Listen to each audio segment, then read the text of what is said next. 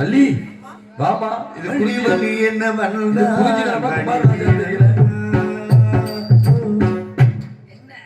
ஒண்ணும் இல்ல. போய் ஜமீன் ஜமீனே ஏற்கனவே பாதி பேர் நான் தான் அகோரி நான் தான் சித்தர் ஓச்சரா புடிக்கிற செத்தாண்டாவே இதோட கலையரசன்.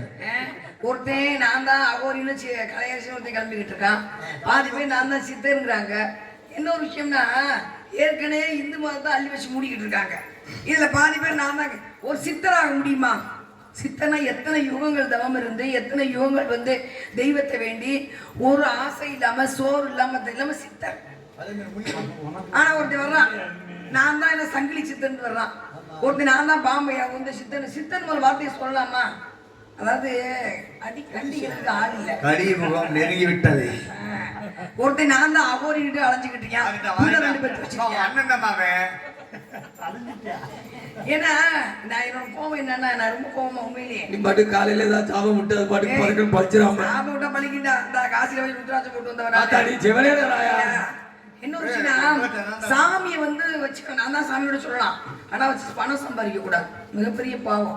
சாமியை வச்சு நான் தான் சாமின்னு சொல்லிட்டு பணம் சம்பாதிச்சோம்னா தெய்வத்தை வச்சு விலை பேசி விட்டோம்னா தெய்வம் சும்மா விடாது. ஒரு நாள் மொத்தமா அள்ளி வச்சு கொடுக்கும். தலைமுறை இருந்தா தானே, தலைமுறை இருந்தா தானேயா நீங்க வேற. அப்புறம் அதனால சாமி பேர் சொல்லலாம் உண்டிய உண்டிய குடிக்கிறாத. இந்த பிள்ளை உண்டியல தூக்கிறதுக்கே சரியில்லாம கிடக்கா.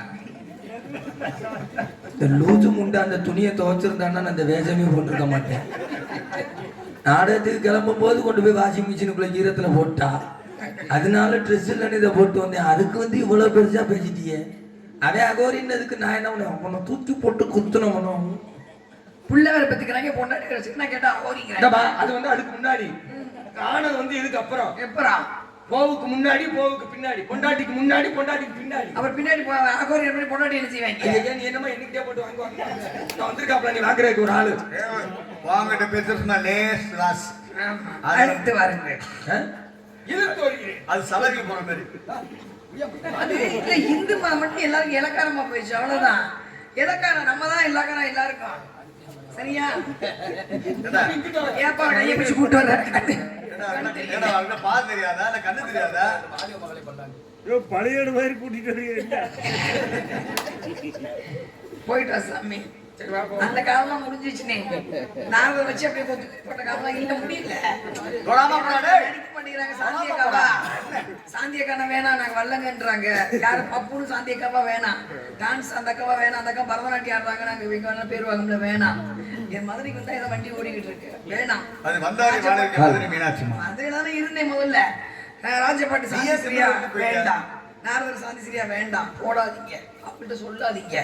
ஏதோ பிள்ளை ஒன்று ரெண்டு தான் நடிச்சுக்கிட்டு இருக்கு. இதுல வச்சு என்ன பண்றது? அதுக்காக சும்மா விட மாட்டேன். கொஞ்சமாவது அம்மி அரைச்சி விட்டு தான் போவேன் நாங்க. சரிங்களா? அம்மி அரைச்சி மிளகா மூஞ்சி அரைச்சி இல்ல விட்டோம்னா தெரிய மாட்டேங்குது, இப்படியே போயிருதுங்க. அதனால திட்டினாலும் சரி வண்டி இருக்கிற வரைக்கும் கொஞ்சம் கொஞ்சம் உரசி விட்டு போயிருவோம். சரிங்களா? ஆசீர்வாதம் கொடுங்க. வாழ்க மக்களை பல்லாண்டு. நமஸ்கரித்தே நமஸ்கரித்தே நாம் நமஸ்கரித்தே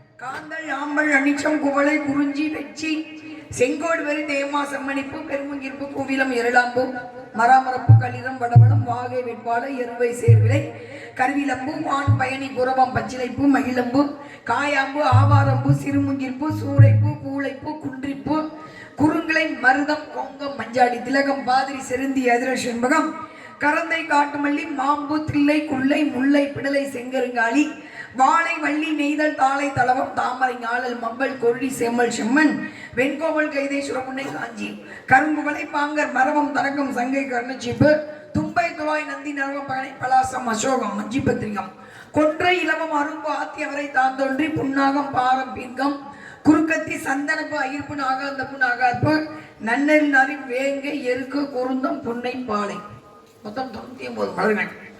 குறிஞ்சிப்பாட்டில் கபிலர் பதிவு செய்த மலர்கள் நம்ம தமிழன் வேற எங்கேயும் கிடையாது. இந்த பாட்டு இந்த பூவுக்கும் மக்களுக்கும் சம்பந்தம் உண்டு. இந்த 99 பூவுக்கும் மருத்துவத்துக்கும் சம்பந்தம் உண்டு. இந்த பூவுக்கும் எனக்கும் சம்பந்தம் உண்டு. இந்த பூவுக்கு வரவேற்பு கொடுக்கணும்.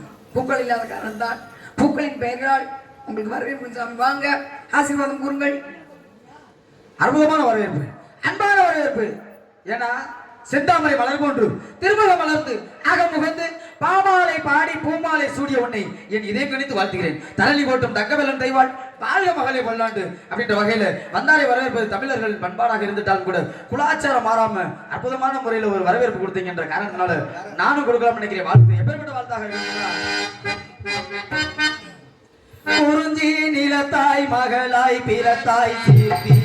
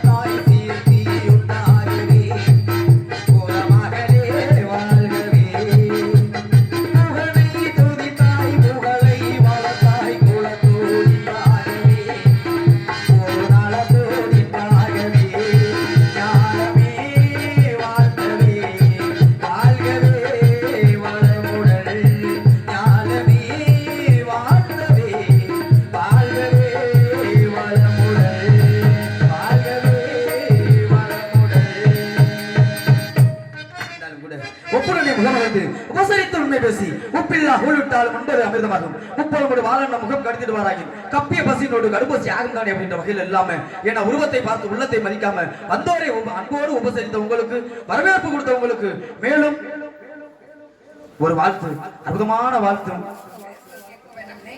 எக்கோவை குறைச்சிருக்கீங்க பாலிங் மட்டும் நல்லா ஏற்றுவீங்க ஹலோ ஹலோ இந்த மலையில எதுக்கு மேலாம் போட முடியாது அதான் அவசரமா பாவம் அதாவது அள்ளி நிறைய வச்சிருந்தா ஒண்ணுமே விளங்காது காலைல ரத்தம் தான் வரும் நடையில இருந்து ரொம்ப நல்லா ரொம்ப சந்தோஷம் இருக்கேன் எக்கோ கொஞ்சம் மடனீங்க கொஞ்சம் எஞ்சிப்பாங்க நேரம் பேசிக்கலாம் சந்திப்பு ஒருவரை ஒருவர் சந்தித்தால் பிரளயம் உருவாகும் ஒருவரை ஒருவர் சந்தித்தால் ஆணவம் அழியும் ஒருவரை ஒருவர் சந்தித்தால் நல்ல நிகழ்வுகள் நடக்கும் நல்ல ஒரு விஷயங்கள் கிடைக்கும் இது வந்து ஆரம்பம் ஒவ்வொரு காலத்துக்கு ஒன்று ஒவ்வொரு சந்திப்பு 3 சந்திப்பு மட்டும் வச்சுக்குவோம் ரொம்ப பேசினா நேரம் இருக்காது ராஜபாட்டு ரெடியார் வரைக்கும் கிருஷ்ணர் வந்து காந்தாரி சந்திக்கிறார் பெண்கள் சந்திப்பை வச்சுக்கலாம் காந்தாரி மகாபாரதம் முடிஞ்சிருச்சு எல்லாரும் வந்து காந்தாரிட்ட போவேனா கொஞ்சம் கோபமா இருக்கும் அந்த அம்மா வேண்டான்னு சொன்னார் கிருஷ்ணர் சொன்னாரா இல்லை கண்டிப்பா போகணும் போய் அந்த அம்மாவை பார்க்கணும் அந்த அம்மாவுக்கு நிறைய நம்ம துரோகம் பண்ணியிருக்கோம் ஆரம்பத்துல இருந்தே அதெல்லாம் பார்த்துட்டு வந்து கிருஷ்ணர் போறார் நம்ம உணர்வு தானே பக்கத்தில் வராத கிருஷ்ணா அப்படின்னுச்சு கோபம் வந்துருச்சு என்னடா துரோகம் பண்ண நீ கடவுளாவே இரு நீ யாராவே இரு நீ செய்தது தவறு 100 பிள்ளைகளை ஒரு பிள்ளை 2 பிள்ளை இல்லை 100 பிள்ளையை சுமந்தவள் நான் 32 மாசம் ஒரு பிள்ளையை விட்டு வச்சுக்கலாம்ல எல்லாரையும் கொண்டுட்ட நீ தான் கொன்ன அவங்க யாரும் கொள்ள கிடையாது உன்னுடைய வஞ்சகம் சூழ்ச்சி நாபி கமலத்துக்கு அடிக்கக்கூடாது அடிச்சீங்கல்ல செய்யலாமா பொய் சொல்லக்கூடாது தர்மரை பொய் சொல்ல வச்சீங்கல்ல துரோணாச்சாரிய அஸ்வத்தம் மகத அஸ்வத்தம் இறந்தான்னு சொல்லி பொய் சொல்ல வச்சு துரோணாச்சாரிய காலி பண்ணீங்க பீஷ்மரை கொண்டாந்து முன்னாடி சீண்டி நீ பாட்டினேன் எல்லாம் கண்ணனுக்கு கவசம் கொண்டு வந்து கேட்டு வாங்கினேன் சக்தி ஆயுத வேணாம் பின்னடிச்சிங்க கடைசியா கண்ணனுக்கு வந்து எங்க சக்கரம் பதிச்சிருக்கும் போது கொண்டீங்களே சரி விடு என் பிள்ளைய போடலாம் ஒருத்தன் விகரம் நல்லவன் தான்டா எல்லாம் உங்களோட தானே இருந்தான் கொண்டுட்டியே அப்படியே கொஞ்சம் கொஞ்சமா போகிறது ஒரு 18 நாள்ல என் குலத்தை அழித்த நீ 32 மாதத்துல உன் குலம் அழியும் உன் கோத்திரம் அழியும் நீ இறப்பாய் கொடூர மரணம் அடைவாய் பதறிட்டாங்க எல்லாரும் கிருஷ்ணர் அமைதியா நின்னார் பேசாம நின்னார் அப்பதான் தர்மர் கேட்கிற எல்லாரும் ஏன் கிருஷ்ணா ஏன் அமைதியா நிக்கிறீங்க எல்லாத்தையும் மாத்தினவர் தானே நீங்க அமாவாசையை மாத்தினீல துரியோதனன் போய் சாகாதவன் சொல்றாரு அம்மாவாசை என்று பொங்கல் வைத்து கிளப்பலிக்கிட்டா நீ ஜெயிப்பாய் அப்ப முதல் நாள் அம்மாசை ஆக்கினியே மாசத்துல நீ 2 அம்மாசை வந்துகிட்டு இருக்கே திதியை மாற்றினாய் கோள்களை மாற்றினாய் எல்லாத்தையும் மாத்தின ஏன் காந்தாரி சாபத்தை மாற்ற மாட்டேங்கிற பேசாம இருக்க சிரிச்சாராம் கிருஷ்ணர் கொடுக்கட்டும் காந்தாரி இல்ல ஒரு தாய் அவள் தாய்மை கருவில சுமந்திருக்கா கோயிலுக்குள்ள கருவறைக்குள்ள யாரும் நம்ம போக முடியாது கருவறைக்குள்ள யாரும் போக முடியாது கற்பின் கருவறைகளை யாரும் போக முடியாது கற்ப பையக்குள்ள அந்த பனிக்கூடத்துக்குள்ள பிள்ளைங்க இருக்கு யாரும் பார்க்க முடியும் யாரும் பார்க்க முடியாது அப்ப அந்த கருவறை அந்த கோயில் கற்பகரமும் இவன் கருவறை ஒண்ணு அந்த கருவறை குழந்தையை சுமந்தவள் அவன் வயிறு எரிஞ்சு சாபம் கொடுக்குறான் பழிக்கட்டும் அப்ப சாபத்தை ஏத்துக்கிட்டார் அதனாலதான் துவாரகபுரி என்ற அழகான நகரம் இன்னைக்கு நம்ம ஆடம்பரமா இருக்கோம் துவாரகபுரி அப்படி ஒரு அற்புதமான நகரம் இன்னைக்கு தண்ணிக்குள்ள போயிடுச்சு கிருஷ்ணர் மரணம் அடைந்தார் கொடூர மரணம் எங்க பெருவெல்ல அம்பெய்தி கொல்லப்பட்டார் முடியல இன்னைக்கு ஒடிசாவில் இருக்காரு அது பாதி எந்த வேகாத உருவாங்க இருக்கே அப்ப சொன்னாராம் தாய்மை தாயோட வயிறு இருப்பா நடந்துக்க கூடாது அதுதான் இன்னைக்கு சொல்லுவாங்க பெத்தவாய் வயிறு இருப்பா நடந்துக்காத பெத்தவாய் வயிறு இருந்துச்சுன்னா தாங்க மாட்டோம் நம்ம அம்மாவுக்கு எதுவும் செய்ய வேணாம் அம்மா பட்டுப்பாடு எடுத்து கொடுக்க வேணாம் அம்மாவுக்கு நகை எடுத்து கொடுக்க வேணாம் பெத்தவாய் இருந்தாங்கன்னா சாப்பிட்டியான்னு கேளுங்க சந்தோஷப்படுவாங்க அடுத்தவங்க நீங்க சாப்பிட்டியான்னு கேட்டா அது ஒரு செய்தி நீங்களா வாட்ஸ்அப்ல அனுப்புறீங்கல்ல சாப்பிட்டியா காலை வணக்கம் மாலை வணக்கம் இரவு வணக்கம் மூதேவி பக்கத்துல இருக்க அம்மாட்ட பேசாது பக்கத்துல கொண்டாடிட்டு பேசாதே மூதேவி வெளியே எங்க இருக்கு அங்க வஞ்சுக்கிட்டு இருக்கோம் காலை வணக்கம் மாலை வணக்கம் சாப்பிட்டியா பெத்ததாயை பார்த்து அம்மா நீ சாப்பிட்டியான்னு சந்தோஷப்பட அழுதுருவாங்க அப்ப பெத்தாய் வயிறு மாதிரி கிராமத்து வயிறு மாதிரி நடக்காதா பெத்தாய் வயிறு என்று ஒரு சந்திப்பு கிருஷ்ணனும் காந்தாரியும் சந்தித்தார்கள் கிருஷ்ணரே அழிந்தார் அந்த துவாரபுரி அழிந்தது ஒரு சாபம் இன்னொருத்தர் சந்திக்கிற ஆணவம் அழிந்தது யாரு இருக்கு மகாகவி காளிதாசும் ஒரு ஆடு மேய்க்கிற புள்ள. ஆடு மேய்க்கிற புள்ள ஆடு மேய்ச்சிக்கிட்டு இருக்கு. உங்களை மாதிரி மகாகவி காளி கொஞ்சம் மண்டக்கம், கொஞ்சம் கொஞ்சம் கனம். யாருக்கு? ஒரு சிலருக்கு இருக்கு கொஞ்சம். அதுக்கு என்னைய போய் உதாரணம் சொல்றீங்களே? 4 பாட்டு நல்லா படித்தா மண்டக்கணம் வந்துடும். அப்படி வந்திருக்கவங்களுக்கு இருக்கட்டுமே. நான் சொல்றேனே, பொம்பளைக்கு முடி இதுக்கு இருந்தா மண்டக்கணம் வந்துடும். பாத்திருக்கீங்களா? அந்த சேலையை ஒரு ஆட்ட ஆட்டுவாங்க. தலை முடிங்க இருக்கிற அழகு, அந்த முடி சோத்துல விழுந்தா ஆளை கொண்டு போடும். அது தெரியாது. சோத்துல விழுந்தா எடுத்துமா முடி அழகா இருந்துச்சு, கொண்டாட்டி முடி இந்த 2 முடியை சோத்துல போடுங்க, திக்கமா சொல்ல முடியாது, செத்து போயிடும். அதான் உண்மை. அப்ப அது கொஞ்சம் இருக்கு, அப்படி கொஞ்சம் ஆணவம், கொஞ்சம் வெள்ளையா இருக்கு, அதுக்கு மேல ஆணவம் இருக்கா அப்படிங்கிறது. அது இல்ல, ஆணவம் இருந்தா மனிதன் அழிஞ்சு போயிடுவாங்க. அதான் எடுத்து சொல்றாரு. கொஞ்சம் நல்லா கவிஞர் ஆணவம், காட்டு வழியா நடந்து போறாரு. ஒரு ஆடு வச்சுக்கிட்டு சொர குடுக்கையில தண்ணி வச்சுக்கிட்டு போறாரு.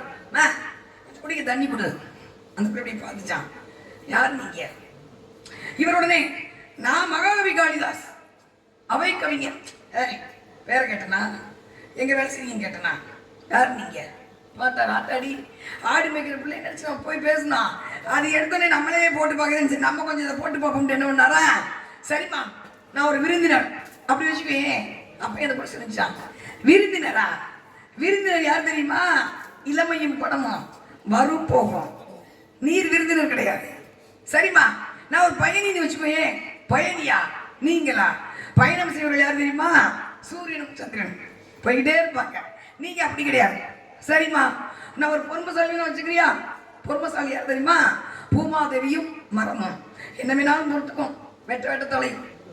சரிம்மா நான் ஒரு பிடிவாதக்காரன் வச்சுக்கோங்க. சிரிச்சு அந்த பிடிவாதக்காரரா நீங்களா? பிடிவாதக்காரன் யார் தெரியுமா? நகமும் முடியும். பிடிவாதமா வளர்தானே கேட்குமா? கேட்காது. முடி கொட்டாதானே கேட்குமா? கேட்காது. 2 பிடிவாதம். நீங்க இல்ல. சரிம்மா நான் ஒரு முட்டாள். அப்ப எனக்கு சிரிச்சா, முட்டாள் நீங்களா? முட்டாள் யார் தெரியுமா?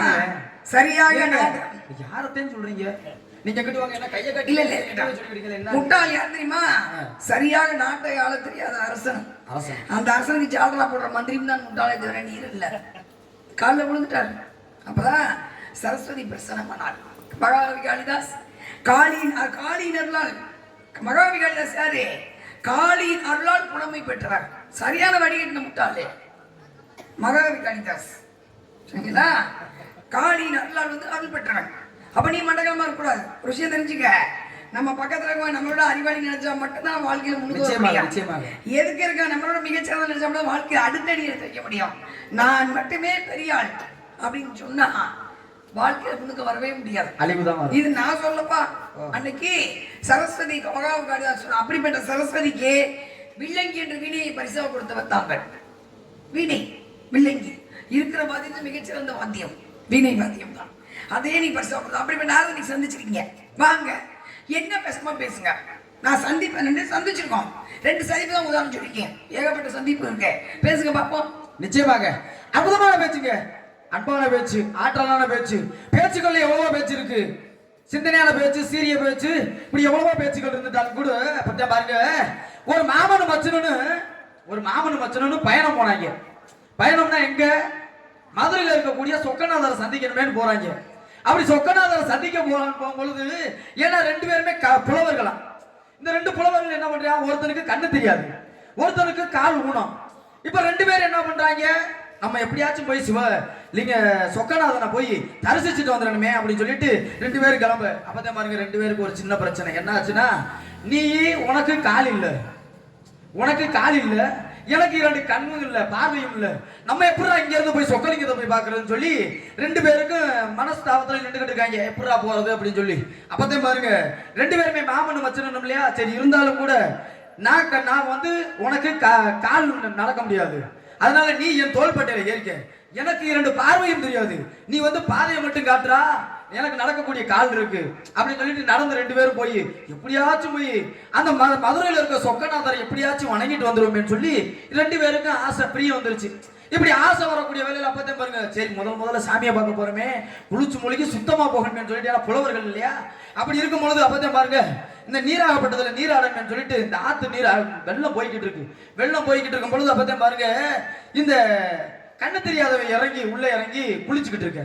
அப்படி குளிச்சுக்கிட்டு இருக்க நேரத்துல பாருங்க அவன் இந்த கலிங்கம் சொன்ன போனா துணியாகப்பட்டது, ஆடை என்பதுக்கு பேர் கலிங்கம் என சொல்லக்கூடிய பேர். அப்ப பாருங்க அப்படி தண்ணியில இறங்கி குளிச்சுக்கிட்டு இருக்க அந்த தண்ணி போன வேகத்துல பாருங்க தன்னுடைய ஆடையாகப்பட்டதை நீர்ல அடிச்சுட்டு போயிருச்சு. அப்பதான் மேல இருந்தவன் சொல்றேன், யார்கிட்ட? அந்த நொண்டியா இருந்தான் பாத்தீங்களா, கால் இல்லாதவன், அவனை பார்த்து சொல்றான், அட மச்சனா, நான் குளிச்சுக்கிட்டு இருக்கக்கூடிய வேலை, இந்த வேலையில என்கிட்ட இருந்த லிங்கமாகப்பட்டது பறிபோயிருச்சுடா, என் லிங்கத்தை காணோம், என் கலிங்கத்தை காணமே, என் கலிங்கம் பறிபோயிருச்சேன்னு சொல்லி பேசிக்கிட்டே இருக்கேன். அப்ப பாருங்க மேல இருந்தவன் 2 பேரும் புலவர் இல்லையா, அப்ப மேல இருந்தவன் சொன்னானா, ஆஹா ஏண்டா மாப்பிள்ள, நீ எனக்கே கவியில சொல்லி காட்டுறியா அப்படின்னு சொல்லிட்டு, இக்கலிங்கம் போனால் என்ன, ஏகநாதரம் மாமதுரையிலே சொக்கலிங்கம் இருக்கையிலே இக்கலிங்கம் போனால் என்ன அப்படின்னு சொல்லிட்டு 2 பேரும் கவி பாடுனாங்களாம். அப்படி பேச்சுக்கள் வந்து இப்படி அற்புதமான பேச்சுக்கள் நிறைய இருக்குங்க. அன்பான பேச்சு, ஆற்றலான பேச்சு. ஏன்னா ஒரே ஒரு விஷயம் சொல்ல கடமைப்பட்டிருக்கேன். இன்னைக்கு இப்படி எல்லாம் வளர்ந்து வரக்கூடிய சின்னஞ்சிறு கலைஞர்களை தோல் தட்டி கொடுத்து இப்படித்தான்ப்பா மேடையில நிக்கணும், இப்படித்தான் பேசணும் அப்படின்னு சொல்லி ஒரு ஊமையை கொடுத்து எங்களை மாதிரி ஒரு சின்னஞ்சிறு கலைஞரை வளர்த்து விடுறதுக்கு மேலும் எங்க அம்மாவுடைய ஆசீர்வாதம் கண்டிப்பா எங்களுக்கெல்லாம் வேணும். அப்படின்ற வகையில இப்பேற்பட்ட ஒரு ஆளெல்லாம் சந்திக்கும் பொழுதுதான் அவங்ககிட்ட வந்து ஒரு சில விஷயத்தை நாங்களும் கத்தறியக்கூடிய ஒரு தன்மையும் எங்களுக்கு இருக்குன்ற காரணத்தினால வந்திருக்கீங்க. அற்புதமா பேசுறீங்க. இப்படியெல்லாம் இருந்துட்டாலும் கூட இப்ப மகாபாரதத்துல பேசுனீங்க. கிருஷ்ணனாகப்பட்டவன் எப்பேற்பட்ட ஒரு சிறந்த ஒரு ஆளு. மகாபாரதத்துல கிருஷ்ணனாக அவதாரம் எடுத்ததற்கான காரணம் இருக்கா இல்லையா? காரணம் என்னன்னு கேட்டீங்கன்னா, தேய்ந்து சிவந்த கரங்கள் யாருன்னா கர்ணனாகப்பட்டவன். கர்ண மகாராஜன் குடைவல்லல். அப்பேற்பட்ட குடைவல்லலாகப்பட்டவன் எல்லாருக்குமே தெரியும் கர்ணனாகப்பட்டவனை பத்தி. அப்படி கர்ணனாகப்பட்டவன் சிறந்த குடைவல்லலாக இருந்தாலும் கூட மகாபாரத போர்ல எதற்காக அவனை வந்து எதிரே வந்து நின்று அவனை அழிக்கணும், அவனை தாக்கப்படுவதற்கான காரணம் என்ன அப்படின்னு இருக்கக்கூடிய வேலையில எல்லாருக்குமே தெரியும் கர்ணனாகப்பட்டவே சிறந்த ஒரு கொடையாளின்னு மட்டும்தான் தெரியும். ஆனா அவனுடைய முற்பிறப்புல அவன் ஒரு அரக்க குலத்துல பிறந்தவன். எங்க அரக்க குலத்துல பிறக்கிறான். அப்படி அரக்க குலத்துல பிறந்தவனா இருந்த பொழுது அப்ப சகசரன் என சொல்லக்கூடிய ஒரு அரக்கனா பிறக்கிறான். அப்படி அரக்கனா பிறந்தாலும் கூட சிவபெருமானை நோக்கி தவம் செஞ்சுக்கிட்டு இருக்கான். நல்ல பக்தன், அதீத பக்தியாக இருக்கக்கூடியவன். அப்படி பக்தனாக இருக்கக்கூடிய வேலையில இவனுடைய ஆசை என்னன்னு கேட்டீங்கன்னா, எப்படியாச்சும் இந்திர பதவி அடையணும்னு அவனுக்கு ஒரு ஆசை. அப்படி இந்திர பதவி அடையணும்னா அதற்கு யாகம் நடத்தியே ஆகணும். 100 நாள் யாகம் நடத்தணும். அப்படி இந்த 100 நாள் யாகமும் நிறைவேறிச்சுன்னா 100 யாகம் அந்த 100 யாகம் நடத்தணும். அஸ்வமேத யாகம். அந்த அஸ்வமேத யாகம் சொல்லக்கூடிய அந்த 100 யாகத்தை நடத்திட்டானா ஒரு இந்திர பதவி அடையலாம். அப்படி இந்திர பதவி அடையலாம்னு சொல்லி இருக்கக்கூடிய வேலையில இப்படிதான் பாருங்க, இவனாகப்பட்ட அந்த வேலை இதெல்லாம் நடத்திக்கிட்டு இருக்கான்ல, அந்த வேள்வியெல்லாம் நடத்திக்கிட்டு இருக்கான். இந்த யாகம் எல்லாம் நடத்தி நிறைவேற போகக்கூடிய காலகட்டத்துல இந்த இந்திரனாகப்பட்டவன் என்ன பண்றான், தன்னுடைய பதவி பறிபோயிடக்கூடாதுன்னு சொல்லிட்டு என்ன பண்றான், ஒரு சில சூழ்ச்சிகளை செய்யறான். யாரு? இந்த அரக்கனுக்காக சூழ்ச்சிகளை செய்து ஒரு அரக்கன் இந்திர பதவியில் இருக்கிறதா அப்படின்னு சொல்லிட்டு ஒரு சில விதமான சூழ்ச்சிகளை எல்லாம் செய்து என்ன பண்றான், இவனை அசுரனாகவே காட்டுறான் எல்லாருக்குமே. அப்ப இந்த உலகத்தை காக்கக்கூடிய கடவுளாகப்பட்டவர் மகாவிஷ்ணுவாகப்பட்டவர். அப்ப மகாவிஷ்ணுவாகப்பட்டவர்கிட்ட போய் சொல்றாங்க, யாரே போய் 1க்கு 3 சொல்லி பிரச்சனையை உண்டு பண்றான். யாருக்கு எதிரா? இந்த சகசரனுக்கு எதிரா 1க்கு 3 பிரச்சனைகளை உருவாக்கி விட்டுருக்கான். 1க்கு 3 சொன்னா மகாவிஷ்ணு தெரியாதா? நல்லவங்க யாரு கிட்டவங்க யாரு இருக்குங்க. இருந்தாலும் கூட அந்த நேரத்துல அப்படித்தான் நடக்கணும் என்பது ஒரு கூற்று. அப்படி இருந்தாலும் கூட அப்பதான் பாருங்க, இந்த சகசரன் ஆகப்பட்டவன் சிவபெருமான் மேல வரத்தை வாங்குறான். சிவபெருமான் தவம் இருந்து வரத்தை வாங்குறான். என்ன வரம் வாங்குறான்? என்னைக்குமே எனக்கு யாராலும் என்றும் அழியாத வரத்தை கேட்கிறான்.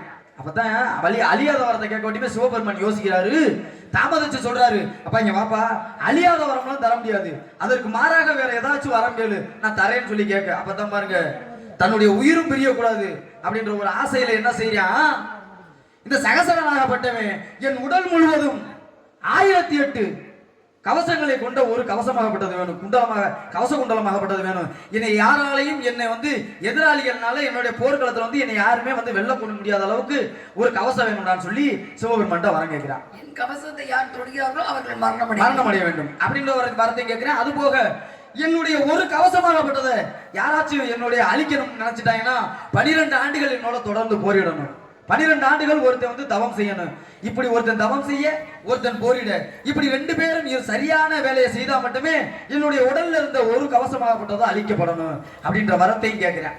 யார்கிட்ட சிவபெருமான்ட்ட கேட்கிறாரு. அப்ப இந்த சிவபெருமான்ட்ட கேட்கும் பொழுதே பாருங்க, சிவபெருமான் அப்படியே ஆகட்டும் என்று சொல்லி அந்த வரத்தையும் கொடுத்துறாரு. அப்ப வரம் வாங்கினவ எப்படி இருக்கணும்? வரத்தை நல்ல விதத்துக்கு தானே பயன்படுத்தணும். அப்படி இருக்கக்கூடிய வேலையில பாருங்க, யாராலும் என்றும் அழியாத வரத்தை கொடுக்கல, மாறுதலா அவனுக்கு யோசனை பண்ணி இப்படி ஒரு வரத்தை வாங்கிக்கிறான். அப்ப வாங்கும் பொழுதுதான் சகசரன் என சொல்லக்கூடிய அரக்கனாகப்பட்டவன் இந்த கவசம் வந்ததுக்கு பின்னாடிதான் சகசர கவசன் என சொல்லக்கூடிய ஒரு பேர் வருது. இப்படி இருக்கக்கூடிய வேலையில அப்ப பாருங்க, மகாவிஷ்ணு ஆகப்பட்டவர்கிட்ட போய் சொல்றேன் இந்திரன் ஆகப்பட்டவன் சொல்லி, அப்பதான் பாருங்க இந்த வரம் வாங்கி இருந்தவனா கூட இருந்துட்டாலும் கூட மகாவிஷ்ணு ஆகப்பட்டவரை 2 பிறப்பெடுக்க செய்யறான். என்ன பிறப்பு? 2 பிறப்பெடுக்க செய்யறான். ஏன்னா இருந்தாலும் கூட இந்த சகசர கவசனுக்கு ஆணவம் அதிகமாயிருச்சு. அதனால நிறைய இன்னல்களையும் விளைவிச்சுக்கிட்டு இருந்தேன்.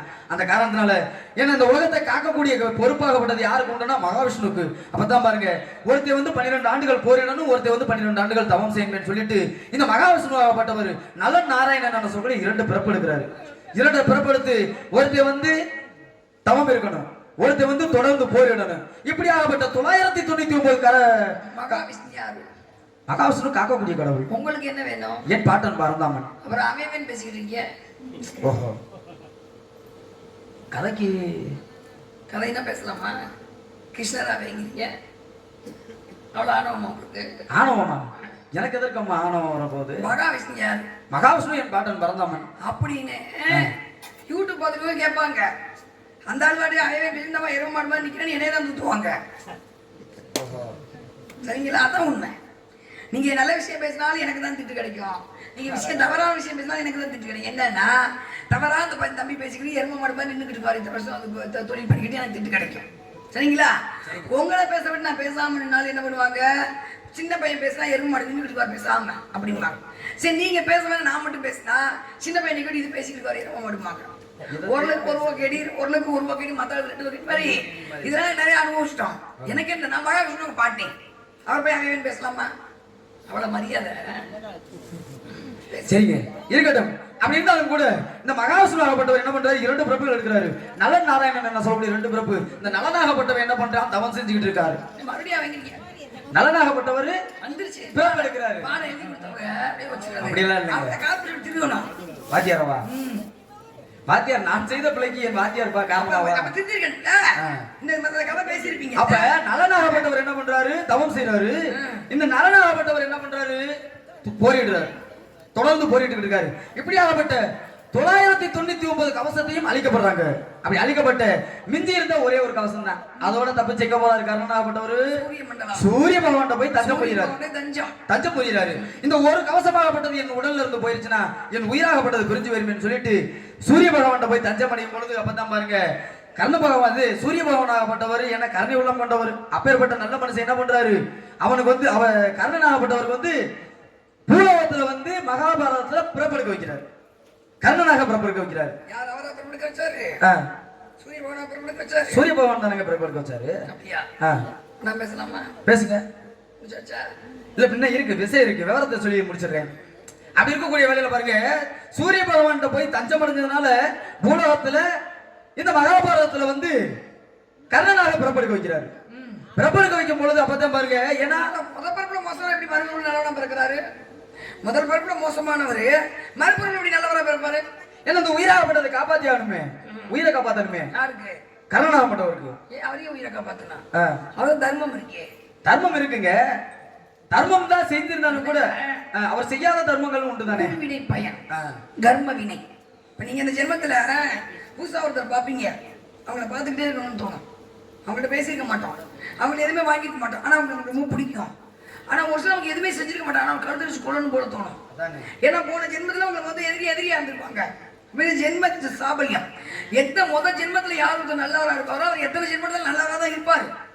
முதல் ஜென்மத்துல யார் கெட்டவரா இருக்காரோ எத்தனை ஜென்மத்துல கெட்டவரா தான் இருப்பாரு. அது வந்து கர்ம வினை. நம்ம மேல ஒரு சக்கரம் சுத்திட்டு இருக்கும் தெரியுங்களா, அதை மாத்த யாருனாலையும் முடியாது. நீங்க சொன்ன மாதிரி வந்து ஏன் வந்து அவங்க வந்து நரநாராயண அவதாரத்தை சொன்ன பதவி பிரச்சனை தான். இங்க எப்படி பதவி பிரச்சனை, அங்கேயும் பதவி பிரச்சனை தான். இந்திரனுக்கு எப்பயும் பதவி பிரச்சனை வந்துகிட்டே இருக்கும். எதுனா அவருடைய என்ன யார் ஒருத்தர் நீங்க சொன்ன யார் ஒருத்தர் யாகம் பண்றாங்களோ 100 யாகம், ராஜசூய யாகம், அஸ்வமேத யாகம். அஸ்வமேத யாகம் குதிரையை வச்சு பண்றது ராஜசூய யாகம். இந்த யாகம் பண்ணி முடிச்சாங்கன்னா பிரம்ம பதவி கிடைக்கணும். பிரம்மனே இப்ப யார் ராஜசூயம் பண்ணா பிரம்ம பதவி வந்து கொடுத்துட்டு பிரம்மன் ஒதுங்கி நிக்கணும். இதான் மவுத் பிசக் மன்னன் பண்றாரு. யாரு? மகாபாரதத்துல சந்தனு மகாராஜன் சொல்லுவாங்கல்ல, அவர் பேர் முதல் பிரபு மவுத் பிசக் மன்னர். அவர் 100 ராஜசுகம் யாகம் பண்ணிட்டார். போய் பிரம்ம பதவிக்கு உட்கார்ந்துருக்காரு பிரம்மலோகத்துல. பிரம்மன் பாக்குறாரு, பதவிக்கு வந்து உட்கார்ந்துருக்காப்புல, நம்ம பதவி கொடுத்துட்டா என்ன பண்றது அப்படின்னு கங்கையை பாக்குறாரு. கங்கை அப்படியே நடந்து வர்றாங்க, பிரம்மலோகத்துல நடந்து வர்றாங்க. பார்த்தா மேலாட பறக்குதல் நிறைய. ஏன்னா புராணங்கள் பேசும்போது அதுல உள்ள வந்து சில விஷயம் நமக்கும் நம்ம வாழ்க்கையும் இருக்கும். பதவிக்கு போய் உட்கார்ந்துருக்காரு பூலோகத்துல இருந்து.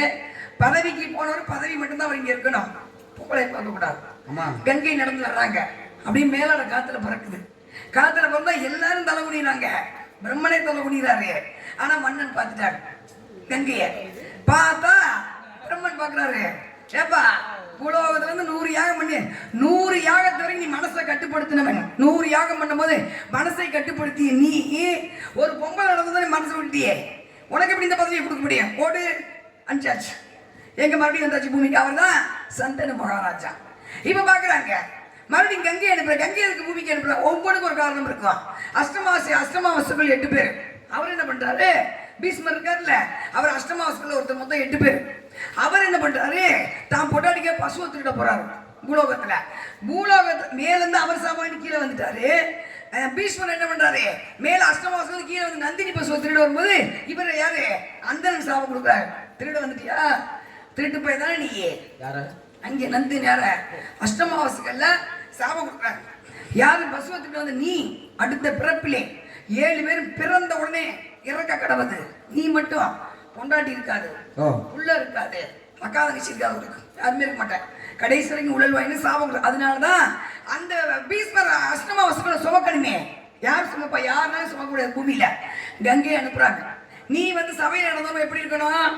மேலாட பறக்காம நடந்து இருக்கணும். மேலாட பறந்துச்சுல, நீயும் போ சாபத்தை அனுபவிச்சுட்டு வா. அப்படிதான் பூமிக்கு கங்கை அனுப்ப மவுத் பிசக் மன்னர் சந்தனு மகாராஜாவை பிறக்க அந்த ஒரு மன்னனாக இருந்து கங்கைக்கு வர இவளை கங்கையை பார்க்க அந்த மாதிரி எந்த கேள்வி கேட்காம கல்யாணம் பண்ண அந்த மாதிரி 7 பிறந்த பிள்ளைய பூரா கழுத்து நினைச்சு கொல்ல 8வது பீஷ்மர் பிறக்கும்போது கேள்வி கேட்கற, ஏமா இப்படி கொல்ற? கேள்வி கேட்டில போறேன்னு விட்டுட்டு போயிடுது. பீஷ்மர் அவர் தான் பீஷ்மர். இது காலச்சக்கரம். காலச்சக்கரம் பார்த்தா யாராலும் முடியாது. அது மாதிரி தான் சகஸ்வராசுரன் நல்லவரே. பதவி இந்திர பதவி போயிடும். அதுக்காக நரன் இந்திர பதவி போயிடும். யாகம் நடத்திக்கிட்டே இருக்காரு அவரு. நீங்க கெடுத்துருங்க. நரன் நாராயணத்துக்கு ஒரு கவசத்தை தொட ஒருத்தர் இறக்க, கண்ட குண்டலத்தை தொட ஒருத்தர் இறக்க, கடைசியில யாருமே போக முடியாது. சூரிய மண்டலத்துல போயிட்டார் கர்ணன் முதல் பிறப்புல. யாரு பிறக்க வச்சது? துர்வாச முனிவர். அவர் தான் பிறக்க வைக்கிறார். வர்றாரு, குந்திதேவி வந்து பணிவிட செய்யறாங்க. குந்திதேவியை பார்க்கிறாரு. இந்த பிள்ளைக்கு இல்லறம் என்பதே கிடையாது. ஒரு சிலருக்கு ஜாதகம் பார்ப்பாங்க. ஜாதகத்துல சொல்லுவாங்க, இந்த பொண்ணுக்கு கல்யாணம் பண்ணாதீங்கயா, கல்யாணம் பண்ணாது இருக்காது, தாலி தங்கமா, மீறி கல்யாணம் பிள்ளைக்கு தாலி இருக்காது. இதெல்லாம் நான் நிறைய விஷயம் பார்த்துருக்கேன். அது மாதிரி வந்து இவர் விட்டுருங்க, இவர் சாமி பிள்ளை, எதுவும் பண்ணாதீங்க மாட்டேன், மீறிச்சுதான் இருக்காது. இதுதான் உண்மை. சில ஜாதகங்கள் சில விஷயங்கள் உண்மை. அப்பா